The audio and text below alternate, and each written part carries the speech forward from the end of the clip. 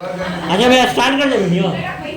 सुनाई ना दो ए हाँ बात नहीं करो सुनाई कोई बात नहीं ध्यान दो ये लोगों को फ्रेम में डिस्कस द क्वेश्चन लिखो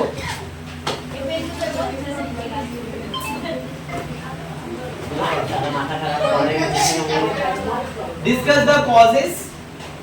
the causes impact and major event in the process of cold war या in the period of cold war।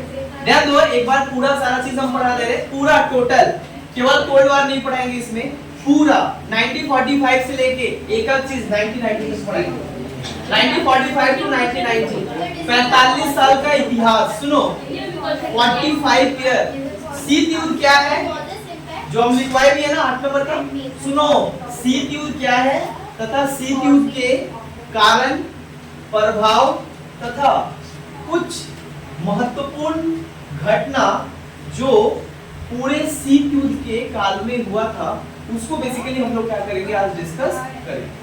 सबसे पहले हम लोग बात करेंगे कि कोल्ड वॉर है क्या। देखो कोल्ड वॉर जो है basically is a very new war and new war इसलिए इसको हम लोग कह रहे हैं एक नया युद्ध इसीलिए कह रहे हैं क्योंकि इसके पहले किसी भी तरीके का ऐसा युद्ध कभी दुनिया देखा नहीं।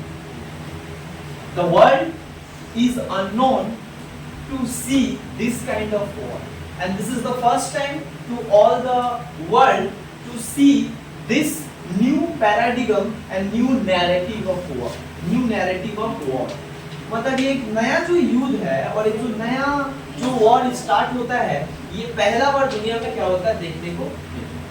सबसे पहले हम लोग बात करेंगे कोल्ड वॉर है। देखो कोल्ड वॉर के बारे में जो है बहुत सारे लोगों को बहुत तरीके का धारणा है but when we study and describing the cold war in the history and political concept and history and political perspective so एक चीज हम लोग को याद रखना पड़ेगा कि हिस्ट्री और पॉलिटिकल साइंस के अनुसार cold war basically is a ideological war between two blocks between two groups and between two ideology. Clear हुआ। शीत युद्ध बेसिकली क्या है दो आइडियोलॉजी का क्या है युद्ध। कोल्ड वॉर जो है बेसिकली दो आपसी विचारधारा का लड़ाई दो महादेश का लड़ाई दो ग्रुप का लड़ाई है दो कंट्री का लड़ाई है। एक को कहा जाता है यूएसए और एक को कहा जाता है USA. So Cold War basically is a war between the USA and USSR bloc with relating to the ideological differences। शीत युद्ध जो है जितना कुछ भी होता है वो बेसिकली एक वैचारिक मतभेद के कारण दो अलग अलग आइडियोलॉजी के बीच ये क्या होता है युद्ध। और वो दो आइडियोलॉजी क्या था एक आइडियोलॉजी था कैपिटलिज्म और एक आइडियोलॉजी था communism. So this is the two ideology where the conflict was came, right? So the whole issue was actually taken place on the ideological differences। ये जो ideological जो differences होता है मतलब जो वैचारिक मतभेद वैचारिक मतलब हम किसी एक चीज एक विचारधारा को फॉलो करते हैं। Someone is following their own ideology, but that ideology is fully against the mine ideology. Similarly, mine ideology is against that ideology. So there is a conflict between two ideologies, and that conflict is known as the Cold War। Clear हुआ। तो शीत युद्ध basically क्या है दो विचारधारा का क्या है युद्ध है और लड़ाई है। एक विचारधारा को कहा जाता है साम्यवाद एक को कहा जाता है पूंजीवाद। तो पूंजीवाद और साम्यवाद it is the ideological conflict between the communism and capitalism. ये जो साम्यवाद है इसको हम लोग क्या कहते हैं इसको हम लोग कह रहे हैं कम्युनिज्म और इसको हम लोग कह रहे हैं कैपिटलिज्म। कैपिटलिज्म मतलब पूंजीवाद कैपिटलिज्म मतलब पूंजीवाद कम्युनिज्म मतलब सामने हुआ। ये दो आइडियोलॉजी के बीच ही जो युद्ध होता है उसको कहा जाता है कोल्ड वॉर। ये जो कम्युनिज्म आइडियोलॉजी है इसका जो सबसे बड़ा सपोर्टर था वो कौन था? यूएसएसआर। और जो कैपिटलिज्म का था वो कौन था? तो इसी बीच में क्या होता है, ये जो कॉन्फ्लिक्ट होता है इस कॉन्फ्लिक्ट को ही एक कोल्ड वॉर के नाम से जाना जाता है। लेकिन कोल्ड वॉर का जो बात किया जाए तो ये जो कोल्ड वॉर बेसिकली ये युद्ध कब स्टार्ट होता है, कब से स्टार्ट होता है? 1945। The cold war, most of the historians argued that the Cold War was begins since 1945.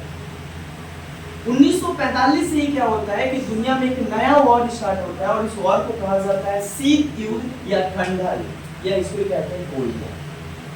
So basically जो कोल्ड वॉर 1945 में शुरुआत होता है ये खत्म होता है 1991, लगभग 45 to 46 year this war was actually मतलब this war actually held at least 45 to 46 years। 1945 से लेके 1991 तक मतलब 1991 तक क्या होता है, ये वॉर चलता है। और इसी 45-46 वर्ष के जो वॉर है इसके बीच बहुत तरीके का कॉन्फ्लिक्ट होता है, बहुत तरीके का वॉर होता है। और इसी वॉर को जो है आज हम पूरा डिटेल में डिस्कस करने जाएंगे कि क्या क्या वॉर हुआ। बट उसके पहले हम लोग को जानना ये जरूरी है कि ये जो कोल्ड वॉर है एक दूसरे का दोस्त यूएसए और यूएसएसआर एक टाइम पे एक दूसरे का काफी अच्छे दोस्त थे। The USA and USSR both are actually the allied group, both are belonging to allied group। but क्यों मित्र राष्ट्र और दोनों एक दूसरे में इतना अच्छा मित्रता होने के बाद ये दोनों एक दूसरे के जान के दुश्मन कैसे हैं, क्यों बने? इसके पीछे कुछ ना कुछ कारण होगा।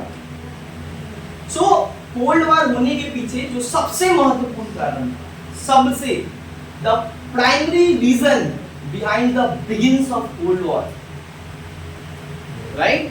The primary reason behind the starting of Cold War was, क्या-क्या रीजन था एक करके हम यहाँ पे बता रहे हैं कि क्या-क्या कारण था। तो सबसे पहले यहाँ पे हम लोग बात करेंगे कॉजेज ऑफ कोल्ड वॉर। ये जो कोल्ड वॉर है जो बेसिकली क्या है 1945 से लेके 1991 तक चला। और बेसिकली ये कोल्ड वॉर कब स्टार्ट होता है? After the end of second world war. जैसे ही सेकेंड वर्ल्ड वॉर खत्म होता है 1939 से लेके 1945 तक पूरी दुनिया में क्या हो रहा था, सेकेंड वर्ल्ड वॉर चल रहा था। और 1945 में जब सेकेंड वर्ल्ड वॉर खत्म होता है और दुनिया को लगता है अब तो शांति मिला, सुरक्षा मिलेगा, एक अच्छा जीवन जिएंगे, बट फिर वहीं पे एक नया वॉर स्टार्ट होता है from 1945 and that war is completely different from the normal war। That is why this war is specifically named was Cold War। Cold War is also known as the proxy war। Cold War को एक और नाम से जाना जाता है। बहुत बार question आता है Cold War को क्या कहा जाता है? प्रॉक्सी वॉर, जिसको हम लोग कहा जाता है प्रॉक्सी वॉर का मतलब होता है क्या? छाया युद्ध। इसको छाया युद्ध क्यों कहा जाता है? कोल्ड वॉर जो है इसको छाया युद्ध इसीलिए कहा जाता है because since 1945 to till 1991 there is no direct conflict and direct armed conflict between two ideological countries। ये पूरा 46 साल में कभी भी अमेरिका और रशिया एक दूसरे के सामने आकर और डायरेक्ट युद्ध नहीं किया।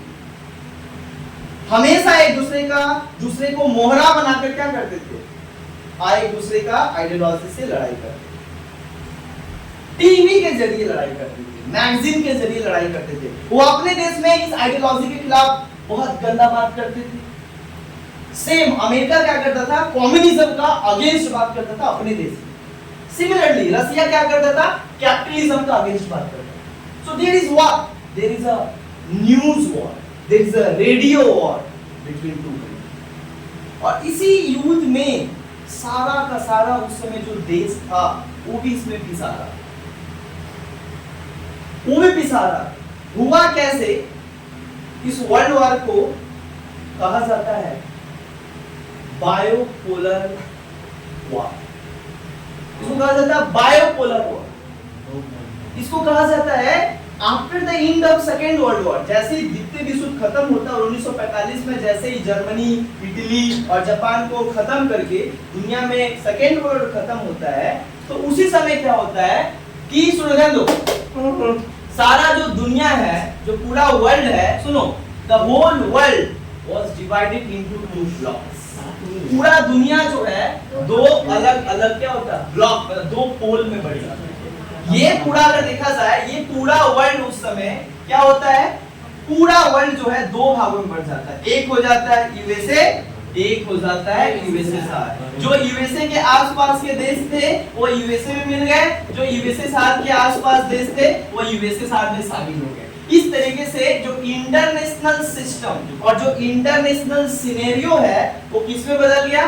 बायोपोलर। इसमें बायोपोलर पॉलिटिक्स, इसी को कहा जाता है bipolar politics. Bipolar political system में चेंज हो गया, मतलब the whole world was divided into two block, right? That is called, one block is called, America leaded block was called Western block, Western block, and USSR lead block is known as the Eastern block. So that is called the East and West war. That is called the East and West war. So this is also known as the Cold War. Understand? देखो, ये western country है, waste दोनों Europe से belong करता है, लेकिन ये waste में आता है, ये ईस्ट में आता है। तो ईस्ट और वेस्ट के बीच जो वॉर हुआ उसको भी क्या कहा जाता है? तो पूरा दुनिया दो भागों में बढ़ गई, पूरा दुनिया दो भागों में बढ़ गई। और तुम लोग बताए थे कि भारत सब उस समय आजाद हो रहा था, 1947 में इंडिया आजाद होता है। भारत के पास भी यही समस्या था, दो वर्ल्ड, दो ब्लॉक पे बटा हुआ था, दो खेमा में बैठा हुआ था वर्ल्ड। या तो अमेरिका में मिलो या तो रसिया में मिलो। अमेरिका में मिलोगे तो रसिया का ऑटोमेटिक दुश्मन बन जाओगे, रसिया में मिलोगे अमेरिका में दुश्मन बन जाओगे, और दूसरा कोई ऑप्शन नहीं था, because the whole world and international system was divided into, and the whole international system was actually controlled by two blocks. One block is called the USA block and second block is called USSR, right? There are no another third option, but India, visionary country, गरीबी का मार सहा हुआ, देश आजाद हुआ 1947 में। भारत के पास भी समस्या है कि अमेरिका में मिले या रसिया में। पंडित नेहरू बोलते हैं कि अभी भी तुम लोग आजादी से बाहर हुए और इतना 200 वर्षों का गुलामी का मार खाकर अभी हम लोग आजाद, और फिर हमारे सामने आ गया कि अगर अमेरिका में मिल जाएंगे तो इसका गुलाम हो जाएंगे, वो जैसे कहेगा वैसे कहेंगे, और रसिया का ऑटोमेटिक दुश्मन बन जाएंगे। रसिया में मिलेंगे तो फिर अमेरिका का दुश्मन बन जाएंगे, फिर उसका गुलाम बन जाएंगे, वो जैसे कहेगा वैसे चलना पड़ेगा, क्योंकि पूरा इंटरनेशनल सिस्टम इन दो देश चला रहे थे। ईस्ट ये चला रहे थे, वेस्ट ये चला रहे थे। और ये दिक्कत ये था यहाँ पे कि सुन ध्यान दो, ईस्ट और वेस्ट जो चला रहे थे यहाँ पे, सबसे बड़ा यहाँ पे दिक्कत भारत का है। और भारत क्या बोला? तीसरा रास्ता, हम दोनों में नहीं मिलेंगे, हम एक मिडिल में रहेंगे। इसका नाम क्या रखा Bharat? That is called the land. उसी समय लैंड आया जो पंडित नेहरू बोले कि neither we join USA bloc, neither we join USSR bloc, it is important to India to develop yourself. So और भारत को डेवलप्ड होने के लिए दोनों का सहायता लेना जरूरी है। तो भारत इस मौका का फायदा उठाया ताकि हमारा एक तो हम स्वतंत्र भी रहेंगे और दूसरा क्या होगा, हम दोनों से पैसा ले सकते हैं और जो भी मेरा जरूरत है वो दोनों से लेकर अपने आप को डेवलप करना सकते। तो भारत का एक सबसे बड़ा विजनरी, और यही चीज आगे जाकर बना तुम्हारा थर्ड वर्ल्ड। और उस समय जितना और भी देश आजाद हुए जो इन लोग का ही गुलाम था, क्लोनी थे, ये सारे देश किसे मिल गए? नेम। और नेम दुनिया का सबसे बड़ा यूएनओ के बाद संगठन बना, और भारत इसका क्या कहा कल आएगा, the leader of the third world country. और एक बेसिकली अमर्त्य सेन का एक बुक है जिसमें वो बताते भी है कि पंडित नेहरू चाहते भी थे कि India should lead third world country, मतलब जितने भी जो गुलाम बनाए हुए देश आजाद हो रहे हैं उसको कौन लीड करे? उनका एक मेंटेलिटी था, यही कारण था। अब आगे देखो, तो इस तरीके से यहाँ पे समझ में आया कोल्ड वॉर को प्रॉक्सी वॉर क्यों कहा गया, समझ में आया कोल्ड वॉर को, क्योंकि इसमें डायरेक्ट वॉर कभी नहीं हुआ था, अमेरिका रशिया डायरेक्ट एक साथ कभी युद्ध नहीं किए थे। There is a proxy war, proxy मतलब हम क्या किए हैं, इसको हम अपना मोहरा बनाए हैं और इससे क्या किए हैं, अमेरिका के किसी एक देश, मतलब इसका जो ब्लॉक में एक देश आते हैं, अमेरिका को डायरेक्ट अटैक नहीं करना है, इसके एक देश में क्या करना है, अटैक करना है। तो फिर अमेरिका क्या कर रहा है, डायरेक्ट रशिया को नहीं अटैक कर रहा, इसके एक देश को अटैक कर रहा है। So that is called, there is no direct war was took place since, मतलब विदिन 45 एंड 46 इयर्स में कभी डायरेक्ट वॉर हुआ ही नहीं। चलो आगे, अब हम लोग पढ़ते हैं कि कोल्ड वॉर जो है, जो कोल्ड वॉर है, इस वर्ड को सबसे पहले जिस व्यक्ति ने यूज किया उसका नाम है Bernard Baruch, was a very important political scientist of America who used the first time in order to justify and signify this environment, and he used the term that is called cold war. तो बहुत बार question आता है कि cold war जो शब्द है इसको कौन यूज किया, तो कौन यूज किया, बर्नार्ड बारुच। अच्छा, ये जो कोल्ड वॉर है यूज को बर्नार्ड बारुच किया, ध्यान से सुनना, लेकिन इसको पॉपुलर सबसे ज्यादा बनाया अमेरिका का ही एक सबसे बड़ा पत्रकार, जिस पत्रकार का नाम था Voltaire Lipman. So Voltaire Lipman propagated this word in the whole world, मतलब इस वर्ड को सबसे ज्यादा पॉपुलर बनाने में जिसका हाथ रहा उस व्यक्ति का नाम क्या था, वाल्टेयर लिपमैन। ये जो कोल्ड वॉर है, इस कोल्ड वॉर को लेकर बहुत सारे अलग अलग लोगों का कहना है कि एक तो आइडियोलॉजिकल वॉर है, there is no doubt, there is ideological war. दूसरा एक और भी, Cold War is not a war. Cold War is not a war like direct war between two countries. The Cold War is a war of ideology. The Cold War is not a war. It's just like an atmosphere of war. मतलब मानो atmosphere है कि बरसात तो होगा लेकिन बरसात नहीं होगा। कहने का मतलब वही है कि मतलब ऐसा लग रहा है कि अब लग रहा है कोई यहाँ पे अटैक करेगा, लेकिन क्या हो रहा है, वो अटैक नहीं हो रहा। लेकिन ये कोल्ड वॉर को बहुत सारे हिस्टोरियन और पॉलिटिकल साइंटिस्ट मानते हैं कि this is more dangerous rather than two world war. तो बोलते हैं जब इसमें डायरेक्ट वॉर भी नहीं हुआ है, लेकिन उसके बावजूद भी इतने सारे लोग इसमें जान गंवा दिए हैं, और उसके बावजूद भी बोलते हैं कि ये दो वॉर से भी खतरनाक वॉर है कोल्ड वॉर। इसको यहाँ पे बताया जाए। अच्छा, कोल्ड वॉर होने के पीछे क्या कारण है, इसका हम चार सबसे प्राइमरी रीजन बताओ। There are the 4 primary reason and this is the root of the cold war. These are the main causes behind the cold war.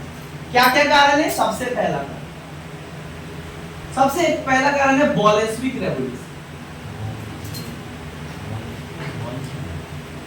Bolshevik revolution जो है 1900 कितना में होता है, 1917 में क्या होता है, बोल्शेविक रेवोल्यूशन होता है। ये बोल्शेविक रेवोल्यूशन क्या है, एक्चुअली रशिया के बोल्शेविक शहर में होता है, इसलिए इस रेवोल्यूशन का नाम क्या पड़ जाता है, बोल्शेविक रेवोल्यूशन।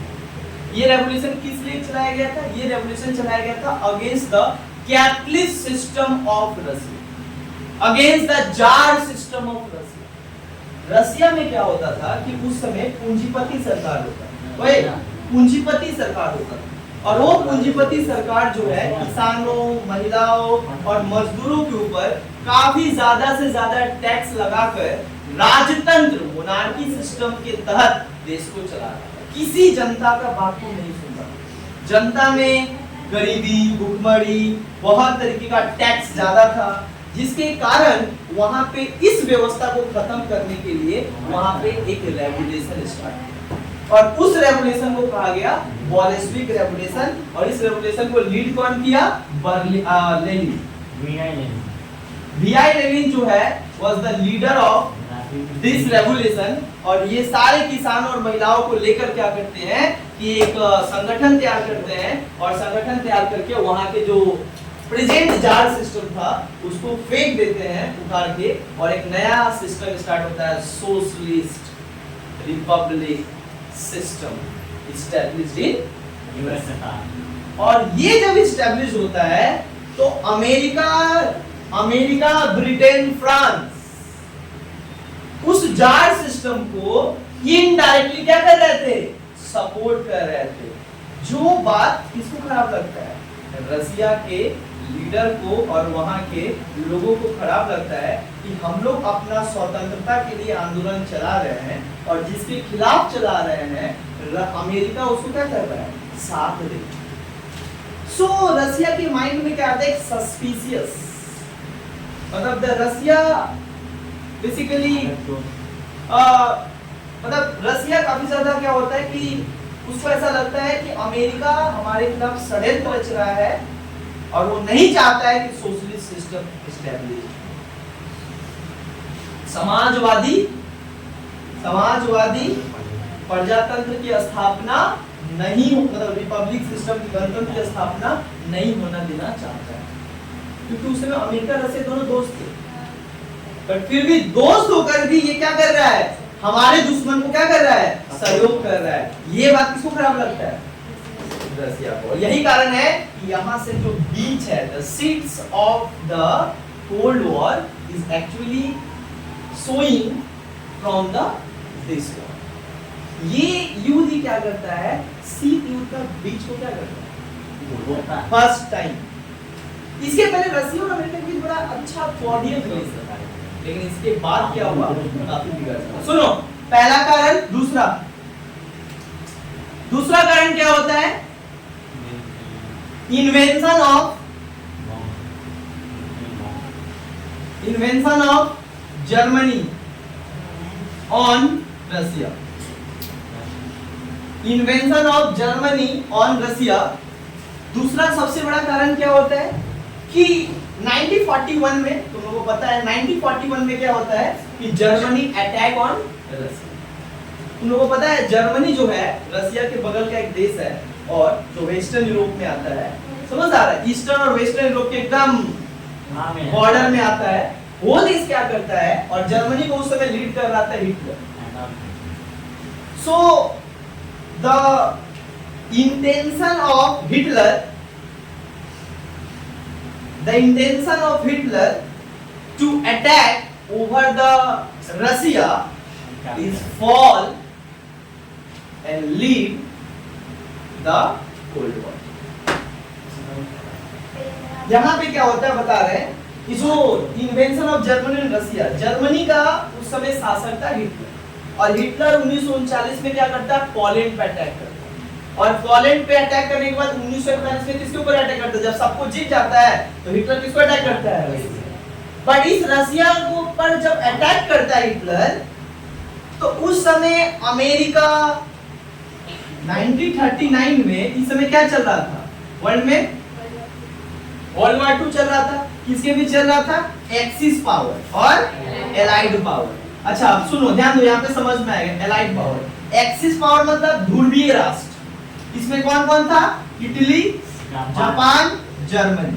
हाँ, और एक्सिस पावर में कौन था, सब था, यूएसए, यूएसएसआर, यूके, फ्रांस, सब था।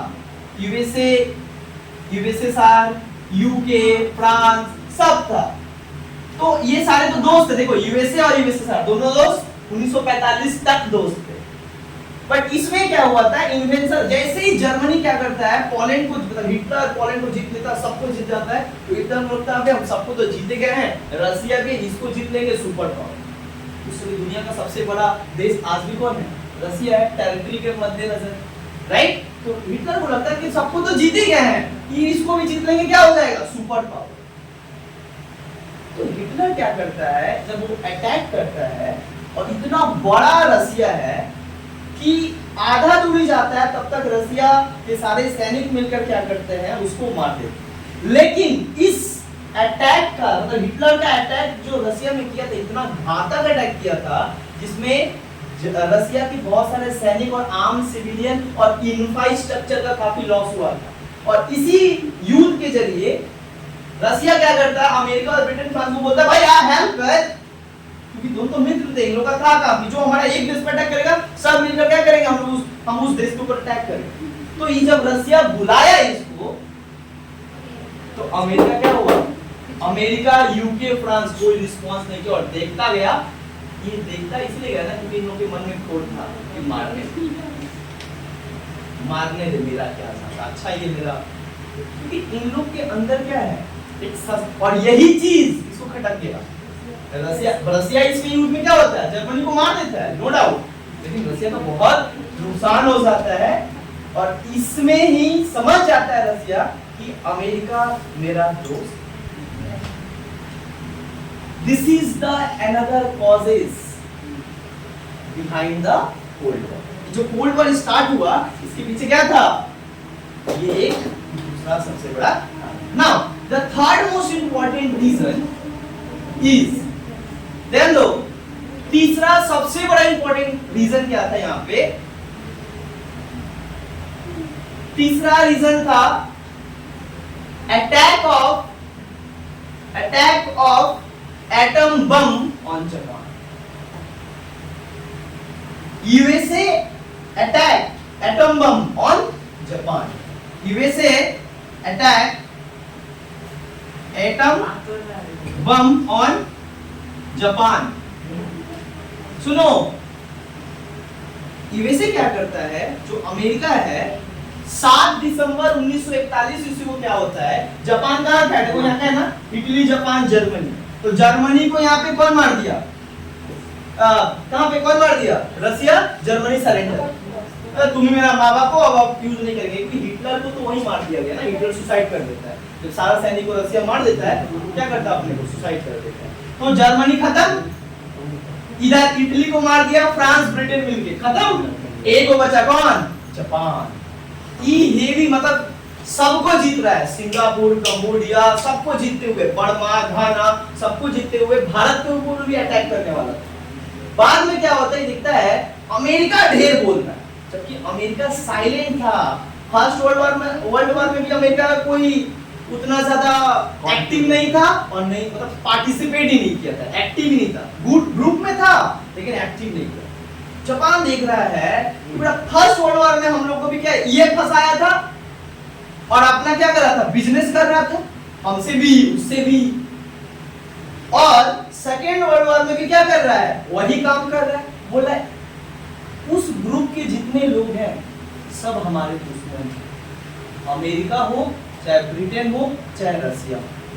जापान क्या करता है, जापान का जो कॉन्फिडेंस था वो 7वें स्थान पे, उसका कारण था जापान 1860 में आजाद होता है, 1890 में आत्मनिर्भर। जो देश आज भारत 1947 में जन्म लिया, 70-75 साल हो गया, अभी तक भारत डेवलपमेंट सोचना चाहिए, सीखना चाहिए जापान से कि जो देश 1860 में आजाद हुआ, 20 साल में अपने आप को क्या बनाया, सबसे इंटेलेक्चुअल देश बनाया, सबसे डेवलप्ड देश बनाया।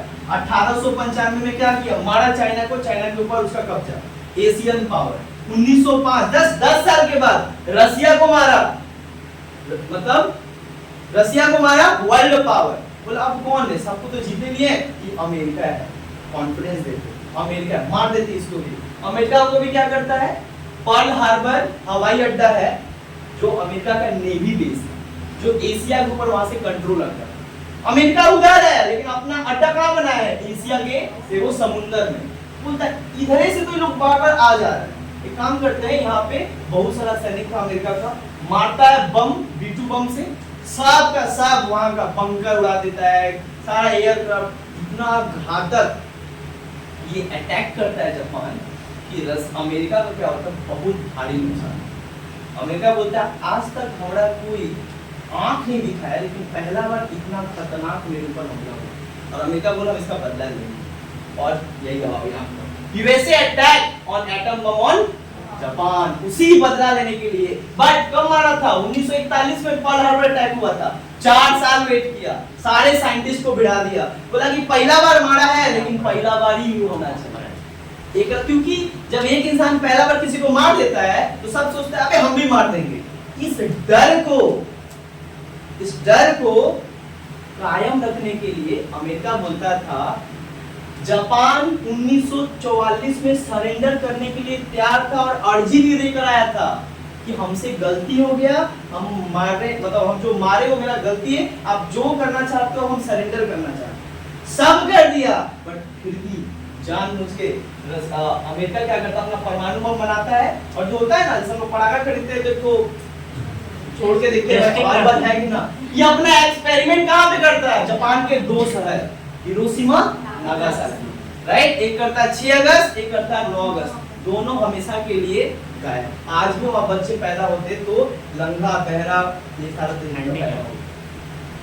डिसेबल पैदा होते हैं, और वो चीज रसिया हलक जाता कि क्यों मारा, जबकि वो तो क्या था, सरेंडर करने के लिए तैयार था। रसिया समझ में आया कि अमेरिका का इंटेंशन केवल जापान तो सरेंडर कर ही दिया था, उसको पूरा दुनिया को ये बताना था कि एक्चुअली दुनिया का सुपर पावर कौन है, और ज्यादातर किसको बताना चाहता था, रसिया को बताना चाहता था कि अगर तुम भी हमारे खिलाफ जाओगे तो मार दिए जाओगे। ये बात रसिया को क्या होता है, काफी खराब है, और रसिया यही से समझ जाता है कि मेरा दोस्त नहीं है, वॉर करना पड़ेगा, that is the cold war. Now the last reason, यहां तक तो चलो ठीक है, यहां तो इनडायरेक्टली समझ में आ रहा है ना, यहां तक क्या है, इनडायरेक्टली, कोई डायरेक्ट नहीं बोला कि हम तुम्हारा दुश्मन है, ना रसिया ना अमेरिका, लेकिन अब डायरेक्ट बोला। कहां डायरेक्ट बोला, जर्मनी। अब होता क्या है, 1945 में बम मारा जापान को, जापान उड़ गया, हाँ, यूएनओ एस्टैब्लिश हुआ, पढ़ा दिए थे यूएनओ। इसके बाद क्या हुआ, यूएनओ बना शांति लाने के लिए, शांति और सुरक्षा दुनिया में बनाए रखने के लिए यूएनओ बना। क्या हुआ, 1945 में बना यूएनओ।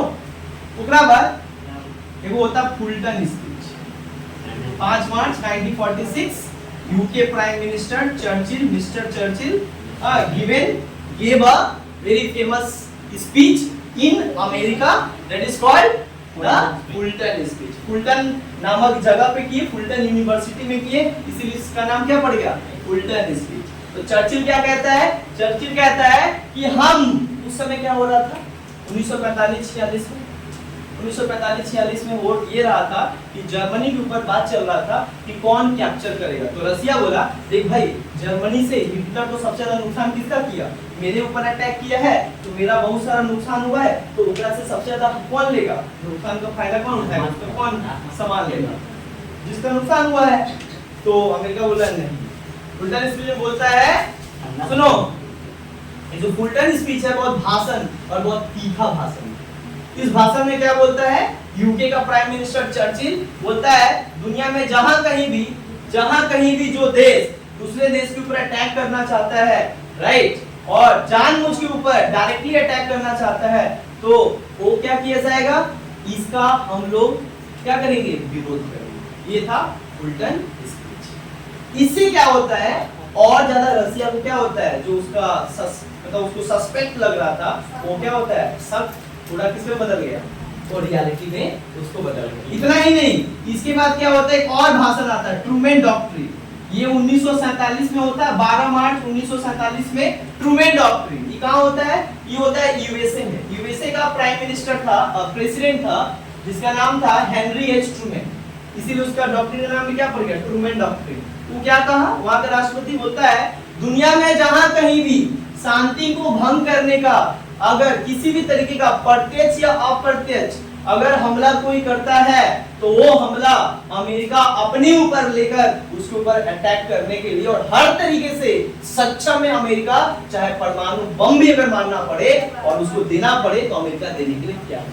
और एक्चुअली ये शांति को भंग करने का मतलब क्या होता है, उस समय रसिया क्या कर रहा था, जितना भी जो पूर्वी यूरोप का जितना देश था, उसको धीरे धीरे अटैक करके क्या कर रहा था, अपने मतलब ब्लॉक में और ग्रुप में मिला। तो शांति को भंग करने मतलब क्या, जो देश अटैक करेगा, मतलब अगर रसिया किसी दूसरे देश पे अटैक करता है, तो इस भाषण के अनुसार वो किसके ऊपर अटैक माना जाएगा, अमेरिका के ऊपर, और अमेरिका इसके लिए क्या करेगा, युद्ध करेगा। डायरेक्ट हो गया, खुलेआम पूरा सब तो समझ में आ ही गया कि रसिया और अमेरिका एक दूसरे को देखना नहीं चाहता है, और यही चीज क्या होता है, बदल जाता है तुम्हारा कोल्ड वॉर। और इस चीज को और ज्यादा जो तेल देने का काम किया, फ्यूल देने का काम किया, उसका एक और प्लान है जिसको बोलते हैं मार्शल प्लान। मार्शल प्लान 1947 में जून में डाला गया। ये कौन था? Secretary of America. अमेरिका का जो सेक्रेटरी था उसका नाम था जॉर्ज मार्शल। और जॉर्ज मार्शल क्या करता है? एक पॉलिसी देता है। क्या पॉलिसी देता है? बोलता है कि दुनिया में कोई भी देश अगर, बेसिकली क्या हुआ था, ये क्यों दिया पता है? 1945 में सेकेंड वर्ल्ड खत्म हुआ था, तो फिर बाद में क्या होता है? कोल्ड वॉर स्टार्ट होता है। तो जब सेकेंड वर्ल्ड वॉर जब हुआ था तो ज्यादा कहां होता है? यूरोप में होता है। यूरोप का सारा देश का जो इकोनॉमी है पूरा गरीब हो गया है, क्योंकि जब युद्ध होता है तो सारा इंफ्रास्ट्रक्चर केवल आर्मी के लिए प्रोडक्शन करता है, जिससे एग्रीकल्चर खत्म, सब डिपार्टमेंट खत्म, सारा पैसा कहां जा रहा था? खेती से पैसा आ रहा है, बम में जा रहा है। इंडस्ट्री से पैसा आ रहा है, बम में जा रहा है। इससे क्या होता है? देश का प्रोडक्टिविटी क्या होता है? खत्म हो जाता है। जीडीपी क्या होता है? खत्म हो जाता है। ये सेम चीज किसके साथ होता है? यूरोप के सारे देश के साथ। ब्रिटेन, फ्रांस, सुनो, ब्रिटेन, फ्रांस, ये सारे देश के साथ क्या होता है? ग्रीक, ये सारा तुर्की, बहुत सारा देश है जिसका इकोनॉमी पूरी तरीके से खत्म हो गया। तो ये लोग जो गरीब देश था, और गरीब को आकर्षित कौन कर रहा है? यूएसएसआर गरीब देश है और गरीबों को अपने साथ लेकर क्या कर रहा था? चल रहा था। बोला जो देश गरीब है उसका सहायता कौन करेगा? उसको मिलिट्री कौन सहायता देगा? रसिया देगा। ये चीज अमेरिका को लग रहा था कि रसिया धीरे धीरे 20 को देश को अपने कब्जे में क्या किया? ग्रुप में मिला लिया। अमेरिका समझ में आ गया कि अगर ऐसे ही रहा ना तो पूरा दुनिया के ऊपर जो देश जितना ज्यादा देश को अपने कब्जा में लेगा वो देश उतना शक्तिशाली बनेगा। वही ना, उतना शक्तिशाली बनेगा। यही कारण है कि मार्शल प्लान 1947 में लाया गया। ये एक बेसिकली इकोनॉमिक पॉलिसी था, but guided by politics, guided by political intention. मतलब Marshall plan is a economic policy, is a economic assistant program. क्या था बता? मार्शल प्लान बनाया गया कि कोई भी यूरोप का देश, कोई भी बोला, मतलब मान लो रसिया का भी अगर कोई अगल बगल का जो सैटेलाइट का देश है, कोई भी देश अगर गरीब है, खाने का पैसा नहीं है, हेल्थ का पैसा नहीं है, इकोनॉमी पूरा जमीन का अंदर चला गया है, उसके लिए हम पैसा देंगे और जिसको चाहिए, जितना चाहिए, अमेरिका उसको पैसा देगा। मतलब ये इकोनॉमिक पॉलिसी करके वो कोशिश करना चाहता था कि जिस देश को हम पैसा दे देंगे वो देश किसके समक्ष आ जाएगा। तो वो क्या किया? मार्शल प्लान के तहत तुर्की को पैसा दिया है, सुनो, ग्रीक को पैसा दिया, ग्रीक को पैसा दिया, तुर्की को पैसा दिया, और भी अलग अलग देश को, लगभग 20 से 25 वेस्टर्न यूरोपियन कंट्री जिसका हालत सेकेंड वर्ल्ड वॉर में बहुत बुरा हो गया था, उसको ये इकोनॉमिक असिस्टेंस दिया। असिस्टेंस मतलब आपातकालीन सहायता राशि दिया। और इस सहायता से क्या होता है? ये सारे देश किसके अंदर आ जाते हैं?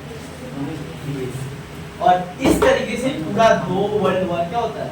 बढ़ जाता है और यही स्टार्ट होता है कोल्ड वॉर। और यही कोल्ड वॉर जो स्टार्ट होता है तो 1991 का है, लेकिन 1947 में होता है। जस्ट इसी के बाद सबसे कोल्ड वॉर का सबसे पहला फेज में जो कुछ होता है, मतलब सबसे पहला the first incident with in the cold war period, मतलब जो सबसे पहला घटना होता है कोल्ड वॉर में होता है बर्लिन क्राइसिस। बर्लिन क्राइसिस 1948 से 49 होता है ना, पढ़ा थे ना बर्लिन क्राइसिस। जो पहला क्राइसिस होता है उसको क्या कहा जाता है? बर्लिन। उस समय जर्मनी हार गया था, जर्मनी को 2 भागों में 4 भागों में बांट दिया गया, right? East west north south बांट दिया गया था। जहां पे क्या होता है, एक ले लिया यूके, जो मान लो बर्लिन क्राइसिस क्या था, जस्ट छोटा में बता रहे, ये था जर्मनी। तो जर्मनी को क्या होता है, हिटलर को मार दिया गया था, जर्मनी के ऊपर पूरा वेस्टर्न कंट्री का कब्जा हो गया था। अब बात था 4 भागों में उसको बांट दिया था जर्मनी, और ये जो मिडिल वाला भाग है ये था क्या? बर्लिन। जर्मनी का कैपिटल था बर्लिन। जैसे भारत का कैपिटल दिल्ली है, उस तरीके से जर्मनी का कैपिटल क्या था? बर्लिन। तो इस बर्लिन के नाम पे ही बर्लिन में ही क्राइसिस हुआ, क्राइसिस मतलब मारपीट हुआ, इसलिए इसका नाम क्या पड़ गया, बर्लिन क्राइसिस। ये बर्लिन, ये चार को इसका चार पार्ट में, चार भाग में डिवाइड किया गया। एक भाग ले लिया अमेरिका, कब्जा हो गया। एक भाग हो गया यूके, कब्जा हो गया।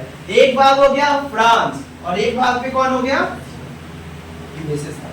बाद में तीनों का मिला, बोला भाई हम लोग तो तीनों दोस्त हैं ना, इससे दुश्मन है ना, तो काम करते हैं इसको छोड़ के हम लोग सब क्या हो जाते हैं, एक हो जाते हैं। और एक होकर क्या किया, एक ही करेंसी डाल दिया, जिससे क्या होता है, एक ही करेंसी लागू किया, जिससे इन लोगों का पैसा सबसे ज्यादा क्या होने लगा, बढ़ने लगा। और रसिया में क्या होता है, इस करेंसी का यहाँ पे कोई वैल्यू नहीं था।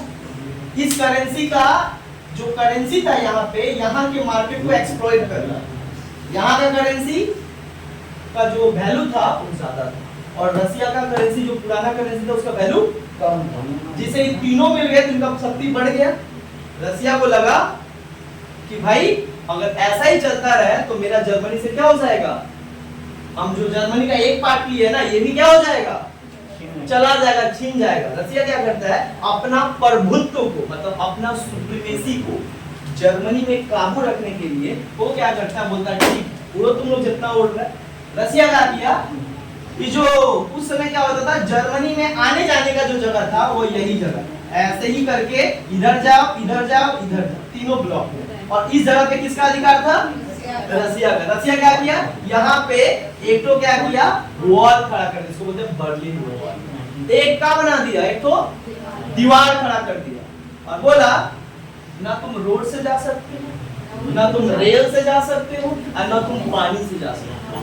हुक्का पानी सब जाम कर दिया। अब खाओ कैसे खाओगे, हाँ खाओ कैसे खाओगे।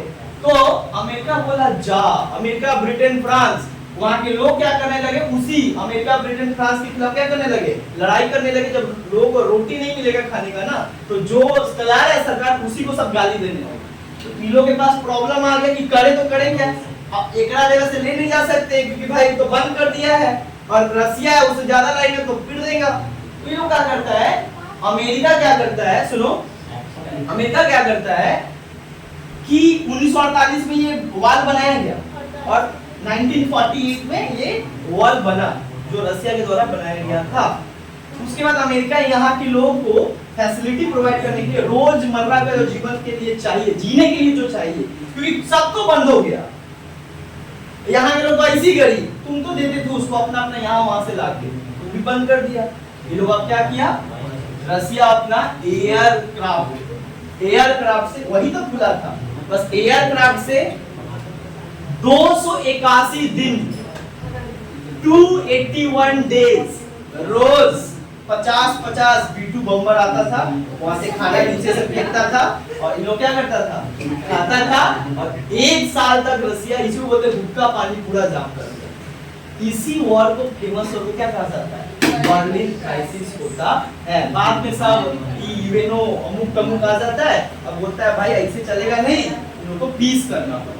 तो यूथान आकर क्या करते, इस मैटर को सुलझाते, और सॉरी ट्रिग वैली और यूथान तो दोनों महासचिव थे, ये लोग आकर क्या करते, इस मैटर को सुलझाते हैं, और इन दोनों में एक एग्रीमेंट साइन।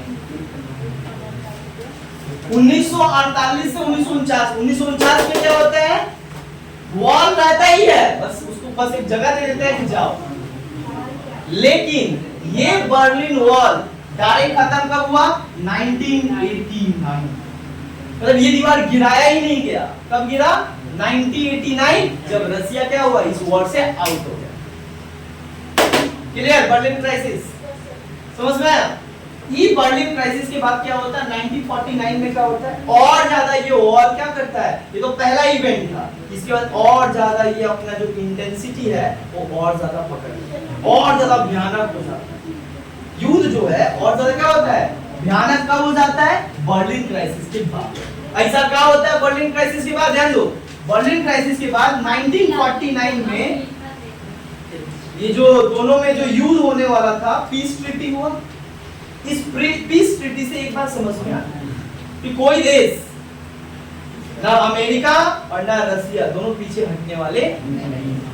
तो 1949 में रसिया क्या किया, वो समझ लिया कि भाई बड़ा खतरनाक देश है, एकरा से अगर बच के रहना है, एक है तो सेफ है, बटोगे तो कटोगे। देखो कितना अच्छा डायलॉग जो था योगी का, हम इससे मैच करते। सुनो ध्यान दो, सही बात है, वही बोला, एक है तो सेफ है। सबका अलग अलग, मतलब अमेरिका का अलग मिलिट्री, यूके का अलग मिलिट्री, फ्रांस का अलग मिलिट्री, जबकि सब तो एक ही गुट का देश है। तो क्या बोला, एक काम करते हैं, सुनो, एक होकर एक मिलिट्री तैयार करेंगे। सारा देश जितने हम लोग में है, इस सारा वेस्टर्न ब्लॉक को लेकर क्या बनाएंगे, एक मिलिट्री बनाएंगे, और इस मिलिट्री को बोलता है NATO, military organisation, NATO, North Atlantic Treaty Organisation. 4 April 1949 में इसको बगदाद ट्रीटी के द्वारा इसको क्या होता है, ये आता है। ये बेसिकली क्या है, 1949 में NATO is a collective military organisation which is signed by all the western bloc in order to ensure collective security. सारे देश को इसका क्या कहना था, अगर रसिया हम लोग का जितना देश है 20-25 किसी एक के ऊपर अटैक करता है, तो पूरा का पूरा 20 मतलब नाटो 20 देश का सदस्य है, 20 देश का आर्मी मिलकर डायरेक्ट किसके ऊपर अटैक करेगा, रसिया को। रसिया सुनकर बड़ी टीका बनाया है नेटो। इसी नेटो के चक्कर में आज यूक्रेन पिटा रहा है। देखो सबसे इंटरेस्टिंग बात है, सुनो आर्यन, ज्ञानी इंसान कर देखो, ढेर ज्ञानी हो तुम, देखो हम लोग क्या कर रहे हैं, 19 हम वो जो बता रहे, सुनो 1949 में जो नेटो बनाया गया था, सबसे इंटरेस्टिंग बात क्या है कि कोल्ड वॉर 1991 में खत्म हो गया, लेकिन नेटो अभी भी जो जिस पर्पस के लिए बनाया गया था नेटो को, वो वॉर ही खत्म है, लेकिन उसके बावजूद भी क्या है, वो ऑर्गेनाइजेशन आज भी रह गया। वो ऑर्गेनाइजेशन आज क्या काम कर रहा है, आज भी वही काम कर रहा है जिसके लिए उसको बनाया गया। आज भी पूरा वेस्टर्न यूरोप का क्या करता है, सुरक्षा देता है। आज भी यूक्रेन कहां पे, रसिया के बगल में। यूक्रेन का बोलता है, यूक्रेन रसिया के बगल में, यूक्रेन बोलता है नेटो में मिलेंगे। जब तुम नेटो में मिलोगे और नेटो का मेंबर बन जाओगे, तो अमेरिका और सारा 20 देश, ये जो तुम्हारा यूक्रेन है, इस जमीन पे वो उनको राइट मिल जाएगा क्या रखने का, अपना मिलिट्री रखने। और ये जमीन इंडिया पाकिस्तान की तरह, यूक्रेन यहीं पे है और हम यहाँ पे हैं। अगर यहाँ पे वो 20 देश का अपना आर्मी रख लेंगे तो किसको सिक्योरिटी बढ़ जाएगा, रसिया का नेशनल सिक्योरिटी का बात हो जाएगा। यही कारण रसिया 99 मिसाइल दागा है। यही कारण वहां के लगभग 80,000 से लेके 3 लाख तक लोग यूक्रेन में मारे गए। और now the war is continue. 2 साल तक, अभी 2.5 साल चल रहा है, वॉर चली रही है। सारे लोग मारे गए, इतना कब्र खुदा है, इतना कब्र खुदा है, कोई इसका नहीं। वही बात जो यहाँ पे, हाँ वही तो बात है। 2 देश के चक्कर में आम पब्लिक मार खाता है। आम पब्लिक को अब नहीं देखेगा ना, अटैक करेगा तो बम आम पब्लिक को नहीं ना देखेगा। 1949 में नेटो बना। 1949 में क्या होता है, रसिया को, जो रसिया अब यहाँ से धीरे धीरे देखने लगा कि नेटो बन गया, रसिया का पावर क्या होने लगा, कम होने लगा, इसका पावर बढ़ने लगा। इस पावर को और 4 चांद लगा दिया कौन, 1949 में इंडिपेंडेंस ऑफ चाइना। यस, जब चाइना आजाद हुआ, और चाइना दुनिया का तीसरा सबसे बड़ा देश और अमेरिका दुनिया का पहला और तीसरा, ये चाइना जब आजाद हुआ तो किसका साथ दे दिया, यूएसए। चाइना का पावर और यूएसए का पावर क्या हुआ, और बढ़ गया। इतना ही नहीं, 1947 में और भी बहुत तरीके का चीज बनाया गया रसिया के द्वारा। अच्छा, रसिया का उस समय राष्ट्रपति कौन थे, स्टालिन। रसिया का राष्ट्रपति कौन थे, स्टालिन। वो कॉमिनफॉर्म बनाए और कॉमकेन बनाए, ये सब पढ़ाए थे। कॉमिनफॉर्म बनाए और कॉमकेन बनाए। सुनो, 1949 समझ में आया, क्लियर हुआ यहाँ तक। 1949 के बाद क्या होता है, एक और यहाँ पे इवेंट क्या होता है, 1949 में यहाँ पे समझ में आया। उसके बाद एक और क्या होता है, 1950। ध्यान दो, 1950 में क्या होता है, the second phase was started in the Cold War. द्वितीय विश्व युद्ध का दूसरा जो फेज है उस फेज को क्या कहा जाता है? 1950s phase. इस फेज में क्या होता है? Korean war. Korean war took place. Korean war किसके बीच होता है? North Korea plus south Korea. 1950 में नॉर्थ कोरिया और साउथ कोरिया में एक वॉर होता है। तो नॉर्थ कोरिया को लीड कर रहा था, नॉर्थ कोरिया को सहायता कौन दे रहा था? रसिया। और इसको सहायता कौन दे रहा था साउथ कोरिया को? अमेरिका। दोनों में क्या होता है? वॉर होता है, बाद में फिर पीस ट्रीटी होता है। तो पीस ट्रीटी होने के बाद क्या होता है? ये पूरा देश को दो भागों में पैरेलल लाइन में बांट दिया जाता है। इस पैरेलल लाइन को क्या कहते हैं? 38 डिग्री सेल्सियस पेनिनसुला, पानमुंजोम। इसको क्या कहा जाता है? 38 degree Celsius Panmunjom. Basically the Panmunjom is a border of South Korea and North Korea. Which is actually situated on the 38 degree Celsius longitude. Clear?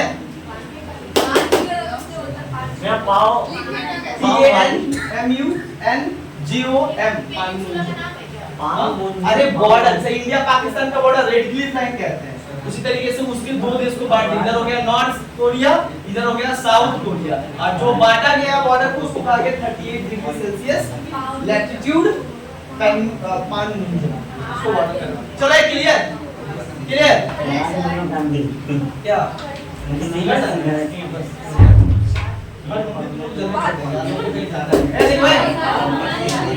सुने ध्यान दो, तुम लोग बता दे। सुने, सुनो, शादी ब्याह तो हो नहीं रहा मेरा। क्या करें? अमीर ब्याह का शादी ब्याह हो रहा है। छुट्टी दे दे 10 दिन। अच्छा है, 10 दिन का दिए हम 12 दिन है, उसके बाद भी छुट्टी रहेगा। हमारा एज पूरी हुआ है। सुना नहीं हुआ? बच्चा इंसान है। सुना? क्लियर हुआ है? कोरियन वॉर समझ में आया? तो इस तरीके से यहाँ पे क्या होता है? कोरियन वॉर होता है। यहाँ तक अभी तक रखो, फिर ये हम स्टार्ट करेंगे। उसके बाद जहां तक कोशिश करेंगे जल्दी जल्दी कंप्लीट करें। ये पूरा कोल्ड वॉर समझा है? समझ में आया कोल्ड वॉर? तो यहाँ तक हम पढ़े, उसको बंद कर दो। उठ के बंद कर दो बाबू। सुनो